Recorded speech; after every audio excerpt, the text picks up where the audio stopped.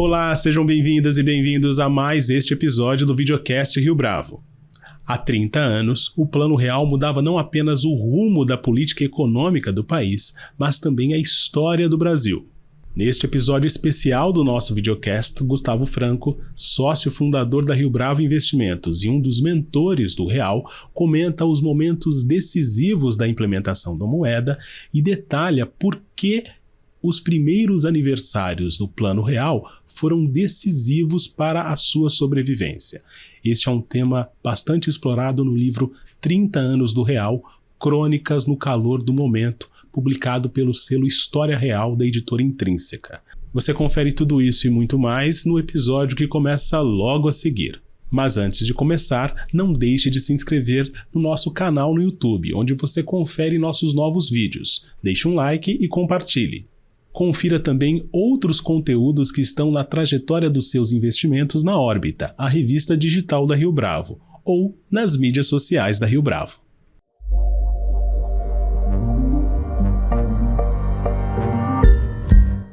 Gustavo Franco, é um prazer tê-lo aqui conosco em mais este episódio especial, desta vez, do Videocast Rio Bravo. Prazer é meu. Gustavo Franco, o tema da nossa conversa hoje é o aniversário, essa efeméride de 30 anos do Plano Real, ocasião, inclusive, que deu margem para a publicação deste livro, 30 anos do Real, pela editora, pelo selo História Real, e Crônicas do Calor do Momento. Eu queria começar essa conversa, essa entrevista, perguntando como é que foi essa experiência de organizar este livro, que também contempla textos da sua autoria. Bem, tudo começa com a ideia de celebrar os 30 anos, também com a percepção que há muito mais leveza em comemorar os 30 do que houve no passado em comemorar qualquer outra data do Real. Talvez seja possível dizer que o 5 e mesmo o 10 não era um assunto acabado. Não mais no 15 nem no 20, mas já era governo PT. E o 25 era governo Bolsonaro, salvo engano. O 30, de algum jeito, todo mundo está se sentindo mais solto em reconhecer que deu certo, funcionou e, portanto, há muito interesse em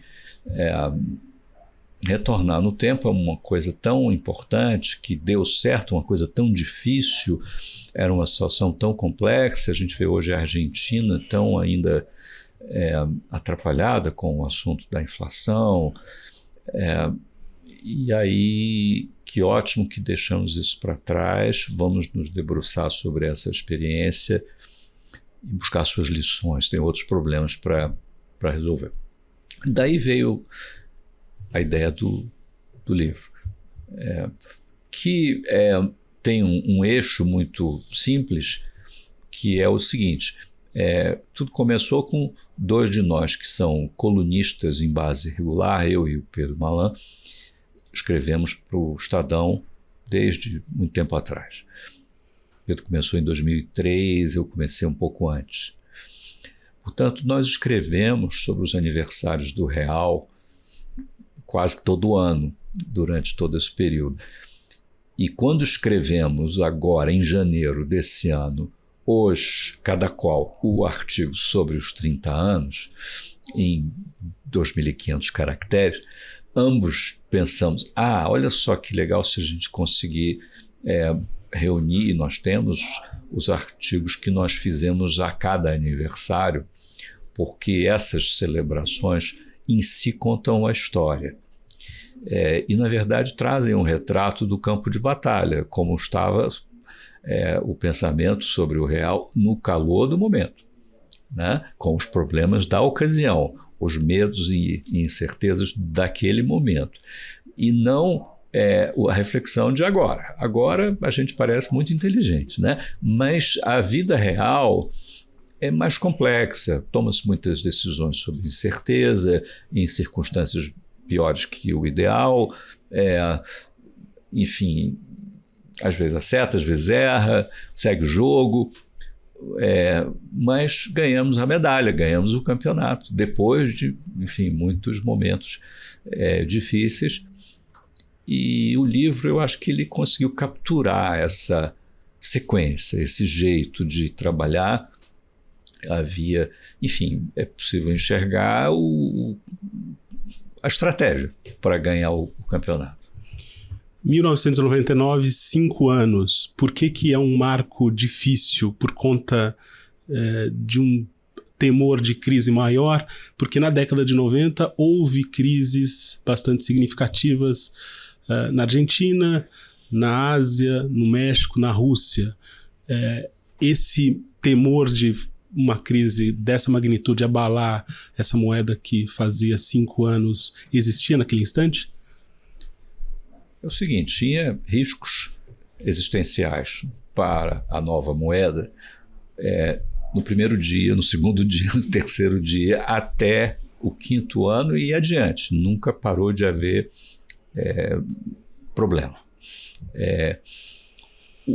Quando a gente reuniu essas crônicas, no entanto, ficou claro que as datas redondas tinham um significado interessante, quase que uma coincidência. Os 5 anos foi o momento da alteração no mix macro. Voltar para o regime de flutuação, fazer um acordo com o FMI que arrumou o fiscal e adotar o sistema de metas de inflação. Isso ocorre ali no final do 5º ano. Mas quando a gente já tinha saído de uma inflação de 12.500% ao ano para uma de 1,6% ao ano, que foi a inflação acumulada 12 meses, ano calendário 1998, a menor, sei lá, acho que para achar uma inflação menor que essa tem que ir como é a Velha República, alguma coisa assim, República Velha, ou Tempo Padrão Ouro. Mas isso foi o 5º ano. O 10 anos enfrenta um outro desafio existencial dificílimo, que é a alternância no poder. Algo rotineiro na democracia, mas nada trivial na forma de fazer. O governo que sai entrega um acervo, o governo que entra precisa aceitar, não destruir, aproveitar. Isso foi complexo. Foi o tema dos 10 anos. Foi o pessoal do caminhão de som que agora ia tocar a mesa do Banco Central. Né? Não foi simples, mas passamos. Quando chega os 15 anos, nós já estamos com Dilma Rousseff, saindo da crise no meio das repercussões de 2008, e, enfim, com esse tipo de problema. Mais adiante, nos 20 anos, estamos lidando com a nova matriz. O real já ficou para trás, meio que é uma reação das forças que perderam a batalha, que estão querendo voltar. Né? 25 anos, aí já é Bolsonaro. Outro desafio por outro ângulo. E 30 anos nós já passamos tudo isso. E aí acho que está provado. É o padrão monetário mais bem sucedido da nossa história, começando na independência. E provavelmente vai ser o que vamos ter nos próximos 30 anos também. Então é uma obra da qual a gente pode se orgulhar sem nenhum pudor. A turma, eu vou usar essa imagem, a turma que estava no caminhão, gritando no caminhão de som, ia tocar a moeda, ia tocar a política econômica. E essa turma que majoritariamente estava do lado do Partido dos Trabalhadores não aprovou, não abraçou a moeda nessa primeira hora, quando ela, enfim, precisava de um apoio suprapartidário, se a gente imaginar hoje, do ponto de vista ideal. Como é que foi lidar com essas forças que estavam no campo de batalha e que naquele instante não estava certo de que elas seriam derrotadas? A gente sabe hoje que elas seriam derrotadas, olhando para trás, mas naquele instante havia uma disputa. Como é que foi enfrentar? Sim, veja, a polarização não foi inventada agora. Ela existiu desde o primeiro momento do Plano Real, que foi feito durante um ano de eleição presidencial, no qual, na altura acho que de abril, o ministro da Fazenda, autor do plano, comandante do plano, sai do ministério para se candidatar à presidência da República com muito mal nas pesquisas naquele momento, mas acabou ganhando no primeiro turno, né? Então, esse ano de 94 foi, em matéria de debate, em matéria de, enfim, oposição, foi um ano muito difícil. Foi, enfim, também o ano, a aterrissagem, o primeiro ano da moeda. E eles foram contra tudo, cada pedaço, cada etapa, cada momento, cada dia, eles foram contra.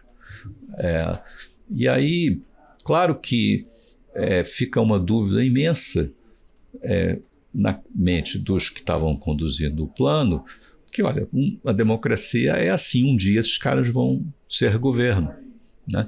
O que eles vão fazer? A gente fez a conta no livro sobre as presidências, né? Os 30 anos são mais ou menos 11 mil dias. Os primeiros 3.100, aproximadamente, são as presidências Itamar Franco, FH1 e FH2. Depois vem 5.000 dias, mais ou menos, de presidências petistas. Lula 1, Lula 2, Dilma 1, Dilma 2. Então, esses 30 anos, os primeiros, 2.500 sobre 11 mil, foram dos condutores, das pessoas que conceberam. Depois, o real morou com o inimigo. Não é o inimigo, morou com um partido de oposição. E isso era um teste importantíssimo do arranjo. A moeda, pense na moeda como uma instituição, um arranjo, uma estrutura de governança, um jeito de fazer, pressupostos conceituais e práticos, uma política fiscal, enfim, várias coisas que o governo do Partido dos Trabalhadores adotou, podendo dizer que não adotou, que era herança maldita, conversa fiada, né? Talvez aprendemos aí o que é falar uma coisa e fazer outra. Ok, se fizer a coisa certa, pode falar qualquer coisa que não tem a menor importância. E tá bom, assim foi. E chegamos aonde chegamos.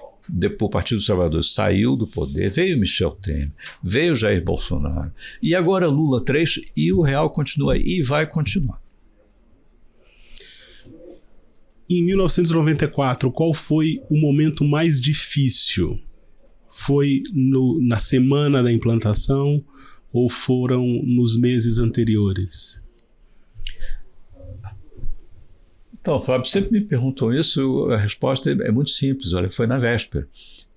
O último dia antes da medida provisória que estabeleceu a URV ir para a rua foi o mais difícil, porque lembro que foi um domingo em que o presidente da República, Itamar Franco, convocou uma reunião de ministros, não todos, mas alguns relevantes para esse tema, no Palácio. A reunião começou de manhã, 10 da manhã.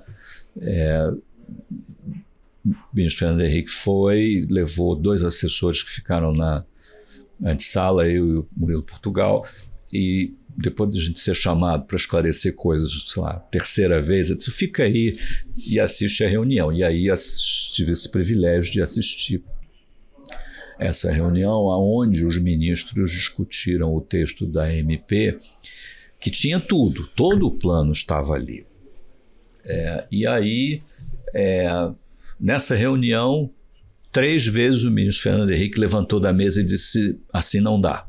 Se for para mexer nesse assunto, fazer desse jeito, eu vou embora, eu e meu time façam outra coisa, né? Isso com a imprensa cercando o palácio, querendo saber o que vai sair daí e tudo.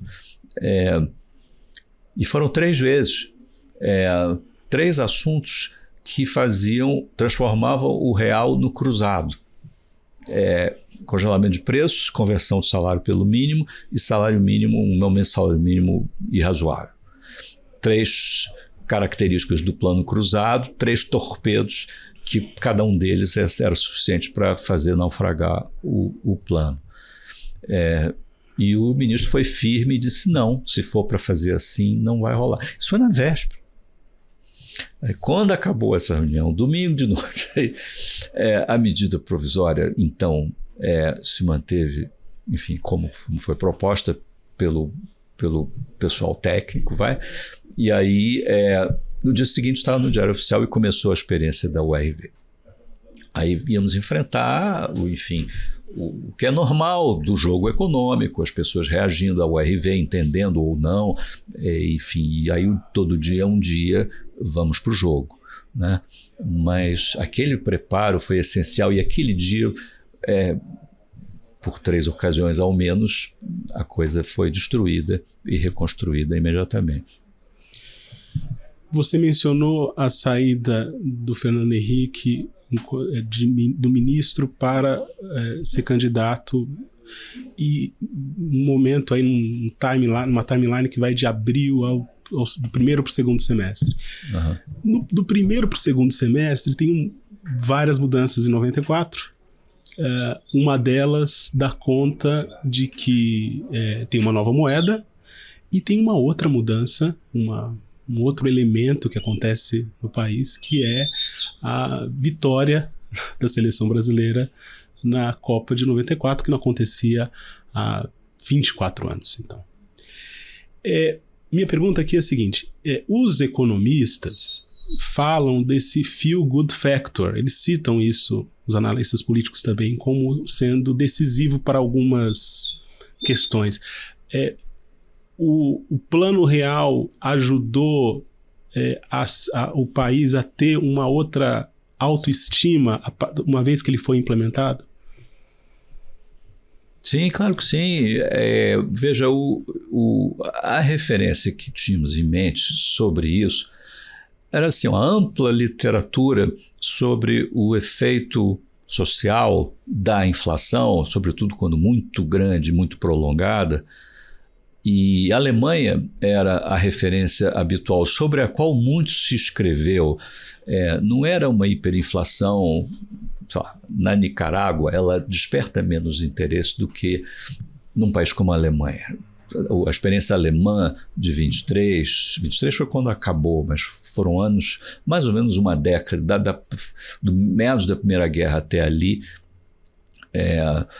enfim, é o período da inflação, com ressonância na cultura, muita gente escreveu sobre isso, e em particular Elias Canetti tem, no livro dele, Massa e Poder, tem um relato do efeito da inflação sobre as pessoas, falando que aquilo gera uma sensação de torpor e de humilhação, porque a moeda, diz ele, é uma espécie de símbolo, é uma parte da identidade nacional, é um pedaço de cada um de nós. Quando a moeda enfim, maltratada, humilhada, cada um de nós se sente mal.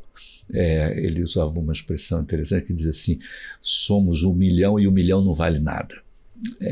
E aí esse torpor, claro, tem implicações profundas no tecido social, é uma destruição de valores aí, pense nos valores inclusive morais, é uma sociedade que vai se esgarçando, se estragando, e é um ambiente inflacionário, enfim, é venenoso de muitas maneiras. No caso alemão, sempre se faz essa teia de causalidade muito complexa disso para a ascensão do nazismo, que ocorre 10 anos depois, tem que esticar um pouco demais os efeitos da coisa, mas, enfim, fica a lição que processos inflacionários assim tão profundos não são neutros. Muito se falou no Brasil sobre isso. A gente tem a correção monetária que evita que a inflação cause maiores dores às pessoas. Mentira, causa sim. E somos um país desigual, cheio de pobreza, e muito por causa da inflação, que por muito tempo a gente se enganou dizendo que era uma coisa neutra, que ajudava até o desenvolvimento econômico. Que besteira! E quando a inflação acabou é que o país aprendeu. Olha só, o uso de drogas faz mal à saúde, coisas óbvias, né? E aí, com isso, o organismo econômico, o tecido social foi adotando a saúde monetária como um princípio básico da existência e foi fortalecendo institucionalmente suas defesas contra as condutas que todo mundo sabe que produzem inflação. E a inflação é uma coisa do mal. Aprendemos essa lição e ela vem se desdobrando em uma multiplicidade de comportamentos a nível individual, coletivo, nas leis.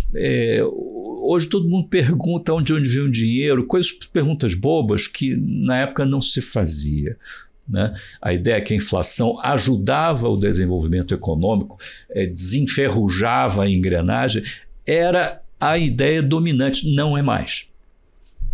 Há uma geração, aliás, gerações de jovens brasileiros, já são os millennials, mesmo, sobretudo a geração Z, que não sabem o que é viver num país nessas condições de inflação galopante. Você mencionou a inflação da Nicarágua, enfim. Como é que teria sido, vou fazer especulação, passar por crises como a de 2008 ou mesmo a da Covid num regime inflacionário maluco, para dizer o mínimo? Então, o contrafactual perfeito está na Argentina, que sempre nos acompanhou, mais ou menos, nas suas tentativas de combater a sua inflação, que teve uma trajetória parecida com a nossa, em intensidade, em duração e mesmo na natureza dos processos. A Argentina não conseguiu fazer um plano de estabilização bem sucedido nos anos 90, como nós. E aí continuou esse processo de esgarçamento, de desarrumação econômica, social, fiscal, monetária, por 30 anos. Ficou muito mais difícil, muito mais grave a doença, muito mais estragado o organismo. Então, para ver o que teria sido, recomendo uma viagem a Buenos Aires. A pessoa chega, vai se encontrar logo com o cambista, o problema de levar dinheiro em espécie, ter 8 taxas de câmbio, sei lá, e cambista, câmbio negro de várias cores, enfim, e além de uma confusão social gigantesca. E isso é uma inflação que está na faixa aí de 200, 300 ao ano, né? Nós chegamos a 12.500 ao ano, né? Não durante 12 meses seguidos, mas tivemos um pior mês que chegou a 82 ao mês. Se fizer a conta de 82 ao mês, que foi março de 90, dá mais que 12 mil, acho que dá uns, não sei, se fazer a conta aí, tem que ser uma maquininha de calcular boa, para que caiba muito zero para fazer. Mas enfim, ficou para trás. E a gente se pergunta se haver tantos jovens que não viveram isso ajuda ou atrapalha. É curioso que durante muito tempo via o argumento que atrapalha porque não tem o trauma, não tem a memória. Engano, eu tenho a impressão que essa memória ela ficou... a memória, como a gente sabe, ela é uma coisa cultivada, não é isso que você ouve falar e constrói a partir dela. Os pais desses millennials todos, na mesa de jantar, sempre comentavam a história do supermercado.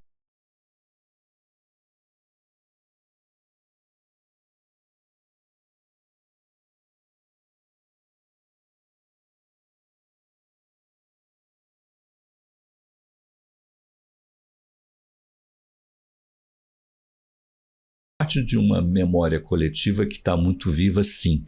E o fato dos jovens não conceberem ou não terem vivido isso, não quer dizer que eles queiram viver essa coisa, né? sei lá, a pessoa cujo pai foi drogado, roqueiro, não quer dizer que você queira passar pela mesma experiência, né? Então, acho que não. Queremos outra agenda, os jovens estão preocupados em um país que cresce, que tenha, enfim, oportunidade econômica, e certamente não é a inflação que vai fazer isso. 30 anos depois, Gustavo, olhando para o Plano Real, o que faltou lá em 1994 fazer? Então, nós gostaríamos de ter feito a revisão constitucional em 1993, porque muitas das reformas constitucionais que ocuparam boa parte das energias políticas do país durante esses 30 anos, tudo isso poderia ter ocorrido numa única sessão unicameral, por maioria simples, como previsto na Constituição de 88, que tinha esse dispositivo pelo qual haveria uma revisão 5 anos depois da promulgação. Acho que o Constituinte em 88 tinha essa cabeça de que estávamos fazendo ali alguns excessos que, no entanto, 5 anos depois a gente conserta, né? Só que 5 anos depois resolvemos não consertar. Então, esses consertos tiveram que se fazer em etapas difíceis. Cada votação, cada emenda, né? A Constituição brasileira já teve mais de 100 emendas. Cada uma delas, tirando as de revisão, que foram as 5 ou 6, cada uma das outras foi 2 votações nas 2 casas com, enfim, com quórums maiores, essas coisas. Então, o tempo que nós gastamos com isso podia ter acontecido muito mais rápido. As reformas, se você adianta o relógio e as reformas acontecem 20 anos antes, faz a maior diferença. Por exemplo, agora estamos discutindo a privatização do saneamento, não é isso? Que era um assunto que podia ter sido discutido lá atrás. E aí me pergunto, quer dizer, a gente fez lá atrás a reforma na telefonia, graças à qual todo mundo tem um celular hoje em dia, acha muito bom, mas as pessoas têm um celular, não tem saneamento. A pergunta é quantas pessoas morreram por causa de doenças decorrentes de falta de saneamento? Qual o dano ambiental decorrente desse saneamento ruim que nós temos pelo país, esgoto a céu aberto e tudo? Que implicação isso teve sobre a desigualdade e tudo? Olha só, 20 anos faz a maior diferença, 30 anos, podíamos ter feito isso lá atrás, né? Então, o que faltou fazer? Faltou o saneamento, por exemplo, né? Um monte de outras coisas. O real resolveu o problema da bagunça com a moeda, né? O crescimento, enfim, é outra agenda complementar, que toma a saúde monetária, a sanidade monetária, como pressuposto, mas não garante, né? Você saiu da imagem, é sempre essa, você saiu da Cracolândia, não significa que no dia seguinte você está apto para disputar uma medalha olímpica no atletismo, não. Aí vamos fazer outro treino, outra alimentação, outro tipo de agenda para daí a sei lá quanto tempo você ir para a Olimpíada e fazer um bonito. Uma última pergunta. Em época de eleição presidencial, é comum ouvir jornalistas, analistas políticos dizerem o seguinte: é a economia que vai definir a eleição. De 94 para cá, o Brasil não foi pro buraco por conta do processo de impeachment, pelas crises de corrupção e mesmo no momento mais agudo da pandemia sob a administração Jair Bolsonaro, por conta da estabilidade da moeda? Bom, sem dúvida nos ajudou. Nós estabelecemos naquele momento, em 94, eu gosto de dizer assim, bonitão assim, nós estabelecemos uma nova estrutura de governança da moeda. O G do ISG, quando se trata de moeda, um dos aspectos mais importantes do G do governo, governança dessa coisa tão importante que é a moeda. Nós reinventamos o Banco Central, o Conselho Monetário Nacional, criamos a COMOC, o Copom, nada disso existia lá atrás, e o Conselho Monetário, que era a autoridade monetária de fato, estava capturado. O caso mais flagrante de captura de agência reguladora que o Brasil jamais conheceu, e produziu a hiperinflação. O Conselho Monetário Nacional, a gente não conseguiu extinguir, porque precisava de uma lei complementar. É uma tecnicalidade importante nesse momento, mas conseguimos reduzi-lo, esvaziá-lo, de tal sorte a concentrar no Copom o poder da política monetária. Hoje todo mundo reconhece o Copom como o órgão de onde vem a orientação básica sobre a moeda, né? No tocante aos juros, tem os aspectos regulatórios que ainda vêm do Conselho Monetário, passando pelo Banco Central e pela COMOC. A COMOC é vamos dizer, o filtro regulatório, o Copom é onde se concentra o poder da política monetária. Essa mudança na institucionalidade foi chave para sermos um país adulto, que é capaz de encarar seus problemas de frente, seja a pandemia, seja a pobreza, seja as encrencas que aconteceram depois. Estávamos em condições de enfrentá-las de um jeito que, enfim, seria muito mais difícil se tivesse a bagunça monetária que tinha antes. Gustavo Franco, foi um prazer tê-lo aqui conosco em mais este episódio do Videocast Rio Bravo. Muito obrigado pela sua participação. Obrigado eu. Chegamos ao final de mais este episódio do Videocast Rio Bravo. Fique conosco e até a próxima.